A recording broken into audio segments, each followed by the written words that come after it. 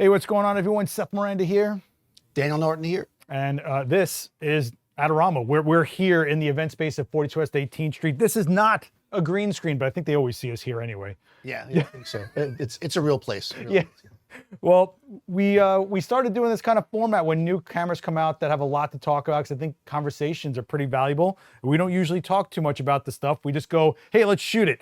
And then we tell you what we think about it. But this is the Fujifilm X Half, and it's a little camera with a lot going on. But first, before we get into what this is all about, Dan, what is a half frame? Time for history. Oh. No, so a half frame is just basically, if you think of a piece of 35mm film as being full frame, they made cameras that shot on half of the 35. But it wasn't a different size film, it was just a roll, and just the capture area, if you will, the lens was half, which is why it ends up being vertical. You'll see it on this, because you're shooting it that way. And this was really a cost-cutting measure. A lot of amateurs, people that just shot for fun, you know, they were like, they make a 3x5 print, right? They're not making huge wall prints. They didn't need the larger size. So that's really why people shot half frame originally. And I don't know, that might have been the 60s or 70s. Like, that was before my time. But my first experience with it was in like the early 2000s. They kind of became popular again.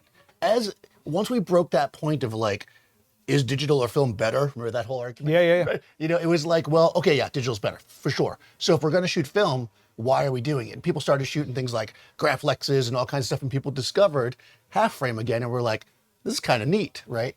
And one of the kind of offshoots of it, which we'll see here, is when you shoot 2 frames in a row, and then you send it to a lab who doesn't know what they're doing. You know, basically print them side by side on a piece, one piece of, 3x5. And it was really fun just to see what you got. It was kind of a happy mistake. And I think that's one of the aesthetics they're trying to grab with this. Yeah, there was definitely like an automatic diptych thing going on there. One of my favorite things about a half frame back in the day was contact sheets. Mm-hmm. Your contact sheets, you'd have your 30, it was never 36, it was always 38 or something like that, right? 27. Yeah, whatever it was, right?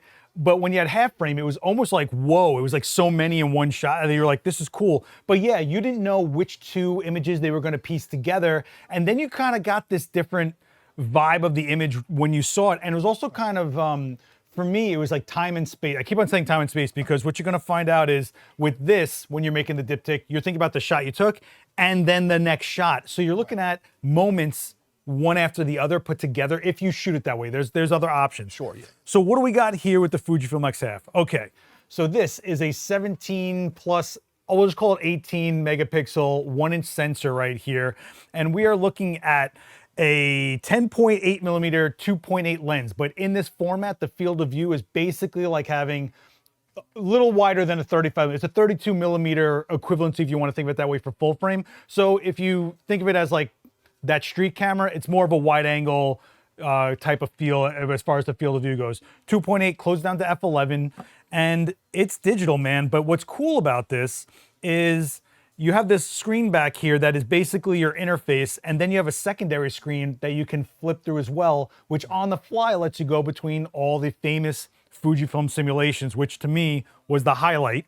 Was, oh, I'm gonna shoot Eterna, now I'm gonna shoot Acros, and that was the upgrade for the X Half for me from film to digital with half frame. Was now my diptych can be Acros and Velvia, like it wasn't the same film, right? So that was pretty cool. You were sending me stuff where it was like half video and half stills, which I thought was pretty cool as well. Yeah. With all the sophistication that Marissa has. I really like that. I like that for the mode of it. And by the way, if you're not used to using film cameras, right, the old film cameras you'd see the roll of film inside. That's how you know what you're shooting. So I love how they implemented that. And you always have to tape that over when you shot infrared. If you didn't, you exposed all your film. If you shot infrared, you were wrapping your camera in aluminum foil, first of all. Exactly. You know, so that's a whole other discussion. Maybe we'll get into that.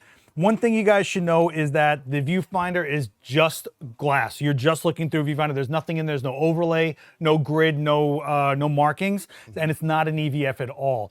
And the other thing you should know is that this little lever, which in the film era you would be advancing, technically you're doing that, but only for the diptych you're gonna make next. So what you would end up doing is take the shot, it would save that frame, you pull the lever, it would say, hey, the next one's gonna be incorporated with this one as well. Take that next frame, it would put them together, but it would also give you both frames separately. So it was almost like, why wouldn't you pull the lever? Right. Right? And I found myself trying to figure out what my next shot would be. And if it was any other camera or any other thing, I wouldn't have taken another shot.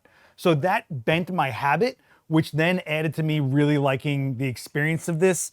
And I don't think I would have shot the same way if I didn't have that. Yeah, I agree. I think that I tried to use it a lot. I messed up a lot. Because, you're getting used to a new camera, especially because I was trying to incorporate the video with the still. Because I think what's interesting about this is that it creates it. So this is actually Marissa Cameron said this. That camera makes you shoot with more intention. Because I was shooting with Marissa, she's like, it's more intentional than like walking around with the camera and dealing with it later. Because you're trying to make that diptych right away. You don't have to, again, but that's kind of part of the fun of it, I think, was like kind of trying to use that feature for me anyways. That was one of the... Oh no, you tailor your habit a little bit, because otherwise what's the point of picking it up, right? Like you're thinking of what can I do with this that I wouldn't do with something else, Right. One thing to note though, the flash on the front is an LED bulb, it's not xenon, so it does have a longer duration. So if you're looking to freeze action, might not be the one for you. The shoe is cold, so it's not a hot shoe where you could put in a speed light or something like that. I think they were intending people to put up like a small LED light maybe, because this does do video, right? But overall, I think if you're looking for a camera that's like, it must have all the specs in the world, sometimes there's a camera that comes out, which we applaud, that no, sometimes this changes the way you would approach shooting that day. Yeah. And having this around, it did affect the way I was going to approach things. I took it to a block party in Bushwick and madhouse, right? But I'm taking a picture and then I'm thinking about where's the next thing? What could I put with this? What would make sense? Or I don't know if you got into this, but you almost put in your head like stitching things together, like almost like you do a panoramic. So I was shooting a lot of corners. Shoot this corner, turn the lever, shoot this corner, then put them together. And I was like, oh, this is cool. But then some people would argue, why couldn't I just do that after the fact? Why can't I just take photos however I want and then do it after the fact? And I think we both said, well, you wouldn't. Right. That's exactly. And actually, so I have it written down because one thing that's important that we're, and again, I was discussing this with Chris as we're shooting, is that this is not your phone, right? And that's the thing. This is a camera, and it makes you think differently than it would if you were using, let's say, a phone or a big camera or anything. So this is a camera and you're shooting with it and you're thinking like a photographer, you're not just grabbing a shot. So you're doing those diptychs or you're planning later. And one thing that I noticed, I don't know how much you get to use the app, which is cool. The app, you can create the doubles later. And that's kind of nice because if like me, you messed up a couple times, you could make a better one. But I didn't find myself using that as much as I thought I would. At first I was like, I'm just going to shoot all straight and do diptychs later. But I found that because this is a camera and not a computer, not a phone, not an iPad, not a whatever, I wanted to get the images in the camera. I wanted the experience of photographing with the camera. And I think that was really, it took me a minute. Like I went out the first time when I walked in there, I grabbed them like, oh, put it in my pocket. Yeah. And I took off with it. Real classy, by the way. That's what I do. But then when I actually took it to shoot with it, I had already like messed with it a little bit. And I realized I got to treat this like I'm going out with this camera. And what I found it was most useful for was as a second camera for me. Yeah. Kind of I don't even want to call it a BTS camera, but like I had it around my neck and I was shooting other stuff. And then I would see a fun shot or a shot with somebody or a little detail. And I was using it for that. I did that a lot. So it's small enough you can do that with it. So I think that's a good purpose for it. Either being intentional and saying, I'm going to go out and shoot right now, or just having it with you with another camera when you don't want to like shoot your 60 megapixel whatever perfect shot. You just want to grab a quick shot of you and your friend or the person that your waitress or whatever that's got a cool hat on or whatever. I don't know why the waitress had a cool hat on, but I think that's what that's kind of fun for, and it's also not intimidating. That's the other thing that you have to remember as a photographer. A lot of times our cameras are intimidating to people that aren't used to being photographed. So something like this looks like it's not, it's not going to jump out and attack them, right? So it's kind of nice for that reason. Yeah, and there's something to be said for the doing it in camera. So one of the things that people got stuck on, and myself included, was it doesn't shoot raw files. You're shooting JPEG. But and without picking it up, I was already going, what do you do? And right, I was getting a little like, and then I went and shot with it and I go, I never would have gone back to those raw files. Right. Would I like the capability? Sure. As photographers, we always want to have the capability. But there's something to be said for you're not looking to do the diptych after the fact. You're thinking on your feet in the moment, and you will get different results because of that habit. And I think that's kind of where it's hard for people to talk about this camera until they really use it. It is not for everyone. It's okay if it's not for you. Yeah. But I could easily see throwing this in a case, and if I have it on me, I always call these the photos that they would play during the credits rolling, right? So you shot the job, you shot the BTS, but then there's this other C camera that got the things. And it's not just not intimidating for the user. Everyone you go to shoot with it, there wasn't one person I went to with this. Oh no, don't. Right. Not one. And usually you get that with other cameras or bigger cameras or something that looks more serious. Yep. The other thing that I would say is, don't forget that this has autofocus and eye detection. So if you're someone that's like, I'm not really good at any of this, I want to make sure that I just get these portraits, like it can do that as well. So it's not just, a fun camera that, it takes pictures, but it does have a little bit of processing power in there as well. Yeah, and I think bending to the camera is a good exercise for people. I wrote on my notes, Holga, because I knew it. I said Diana. Right. I said Diana camera. So I'll tell a quick story, as I always do. But when people started shooting with Holgas, I mean, so I can't remember who originally did it, but like there was like a presidential like election that was covered with it, and then every photographer heard about it was like, oh, they used a Holga, I'm gonna go get one, or a Diana or whatever. These are plastic cameras, really, inexpensive. And the first thing I did as a technical photographer is I taped it up completely so it wouldn't have light leaks. I figured out the exact aperture. I got filters to control it. And I went out and shot with this thing with all the control I normally would. And the pictures were terrible because they were just too clean, but the camera wasn't the full 80 megapixel in digital form raw camera. But then when I went out the next time and I just threw film in it and shot with it kind of how you're supposed to, if you will, I was more happy. I was happy with what I got because I was accepting what the camera was kind of there for and what you could use it for. So I think that that's kind of where this sits for me. Like if I was going to use this, it would be an extra camera for me. It'd be like I'm going to see what I can get with this today camera, and not I'm going to shoot these, then sit in Photoshop or capture one and process them out raw. So yeah, like you, I don't think I would actually use the raw files, but of course it would be nice to have them, of course, right? But would you really use them? I don't know. Yeah, and just another side note to Holga, I had like a dozen of them because the lenses were poured plastic. So every lens had a different quality to it. It was sharper in the middle, had air bubbles, whatever. Right. This, we're kind of bringing a modern era to it where this will match the next camera that is an X Half, right? Yeah.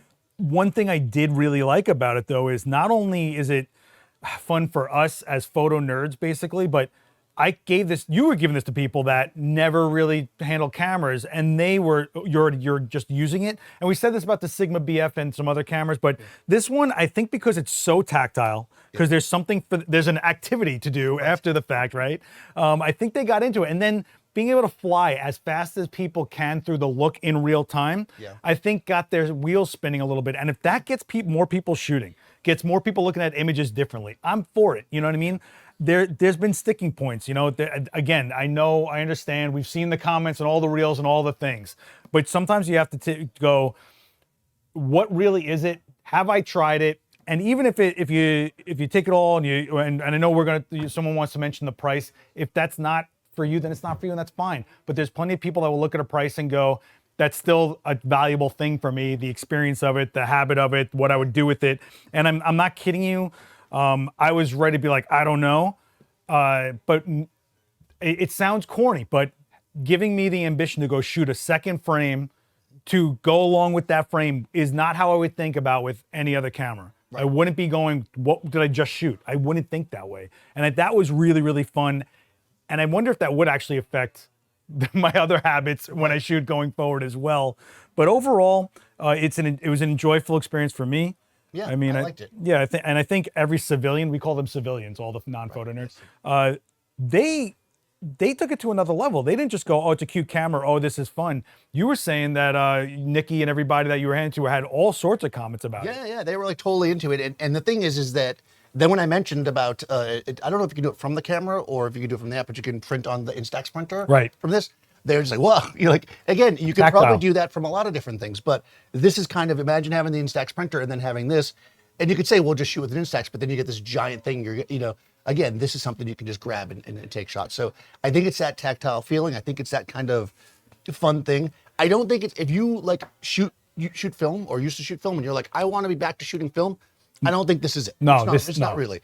But I don't, that's okay. It's not supposed to be that. It's supposed to give you a certain feeling And I think it does a good job of doing that. I didn't use everything fully through. I really only shot with it, well, quickly, and then for one day. You only shot like a weekend, really. Yeah. You know, but I think there's other features in here I'd love to play with. But overall, I think it's a really fun camera. You know, and it worked pretty well. I mean, I put it mostly in automatic because that's how I was treating it. And it was reliable. You know, it got the shots that I needed to get. Right. Yeah, that's the other thing. It's like, it's fun, it's toy feeling, but it's not junk. Right. Right? Yeah, there's the tagline, right? No. Yeah, but you know what? I would say I'm curious where we go from here, right? Yeah. What will this spur off more interest into things, or will we find a whole new format of some kind of only vertical cameras? Like, what are we doing, right? Like, that's kind of what's interesting to me. And again, me and Dan are fans of something different coming out to the market. And if it's not for everyone, that's cool. Those that are there for it, have fun with it, enjoy it. I actually had fun using this camera. I genuinely did. I genuinely thought differently. I shot differently. I looked back at the frames differently. I showed people. When I had to explain to people that it puts the photos together and then showing people, that social aspect was another thing to it. And you can say, oh, whatever, that wouldn't have happened. You know, there was people at that block party I didn't know anything about, that I didn't know, and I'm just like, hey, check this out. Or hey, here's a photo of your dog next to you. And it's like, oh, this is awesome. And it's just that immediacy. It's done in the camera. You're doing it while you're in that mental frame of where you're at in the environment.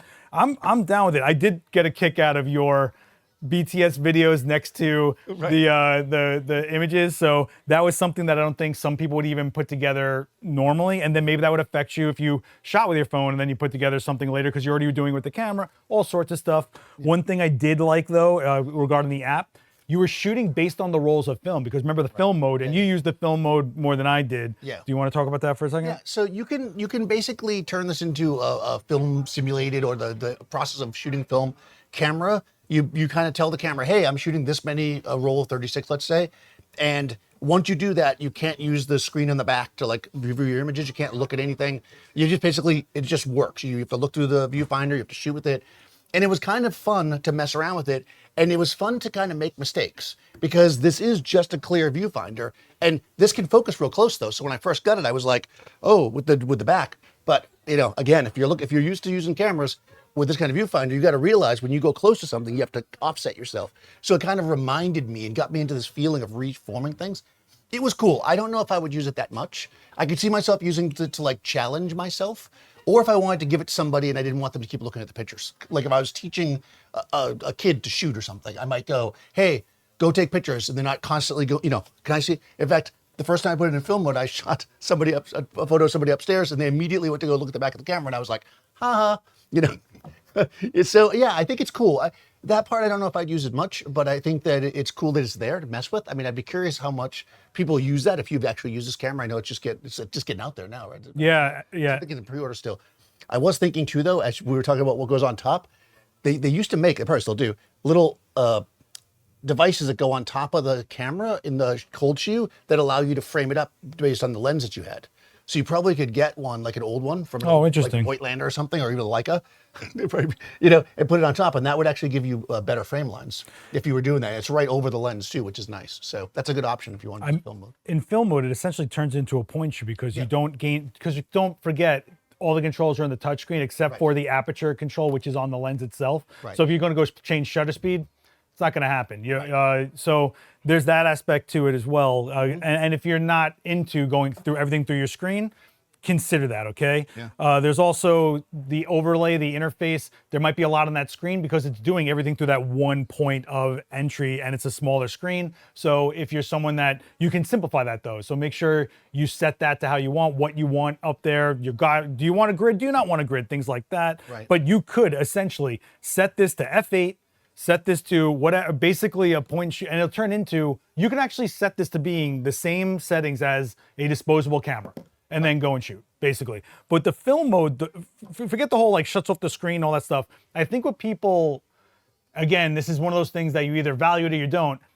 Because you don't see the image right away, it might take you a week, and then you go through them and remember that week you had, instead of you're already on to the next thing and you're rushing. You're actually, I don't know, what's that thing? Oh, enjoying your life. Crazy, crazy idea, right? So there are so much that I think is to appreciate about what they did here, and the reason it came out and what they ended up doing with it. And I think it got drowned out by a bunch of people that looked at a spec sheet and just didn't even get in their hands to try it. And even at the end, if you say, hey, it's still priced pretty high, there's a lot of things in this industry that are priced very high, but people still find a lot of value in. Yeah. And I can see where people find the value in, but I can also see a lot of people that don't.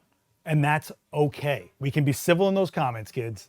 You know? because you could, right? So for instance, just a quick like aside of life, you could take any camera you have and put tape over the screen or don't look at pictures right away and use willpower, if you will, to do what this does. But for some people, that's difficult, right? A lot of people will shoot a picture right away and then sit there and stare at it. This might just help train you in a way to not have to have that instant gratification, which isn't a bad thing. I mean, it's not a bad thing to step back. And when I used to do a lot more street photography in the film days, sometimes with a half frame, I would not develop for like a few weeks. Like I would just go out and shoot. And then I'd get a pile of film, then I'd go develop. And it was just like you said. Now I'm sitting down after the fact, looking at it, and I'm like, God, I don't even remember taking that picture. Clearly I did, it's right here. But, and then you kind of, you're looking at it with a different eye, as opposed to you shoot it, you look at it, oh, I don't like that one. And that goes into a whole other philosophy of photography that maybe is another thing. But I do appreciate that it has that mode. Again, I don't know it'd be a mode I'd use a lot, but it's cool to have it. And I would say overall, the experience of this, as guys that shoot mainly tethered all the time with all these cameras, it's kind of a palate cleanser for me. Personally, that's the way I felt when I was taking it out. I didn't feel like it was just another camera. I was thinking different, like I kept on saying. So, you know, think of things like that. And I do support quirky cameras. We're down with the quirky camera. So if you guys want to check out the full specs, check out the links down below. I just felt that this was yet another one that was a discussion. And from guys that shot actual half frames, I still have, like, you go to a flea market, you find a half frame, and then, you know, and it's actually pretty cool. But this, I do appreciate, one, not having to get film and not having to process said film. Like, that's cool. But if I wanted to have something tactile, goes right to an Instax printer, and everybody's having a blast, right? Any last ones for you? No, I'm not going to say what brand. But Seth gave me a lanyard, actually, when he handed me the camera. And that's how small and light this is. I actually had it on a lanyard from a trade show. It looked like a light meter. It looked like he had a light meter on him. And that's how I used it the whole time. And I don't normally love having a camera on my neck, but it was just fun to have it.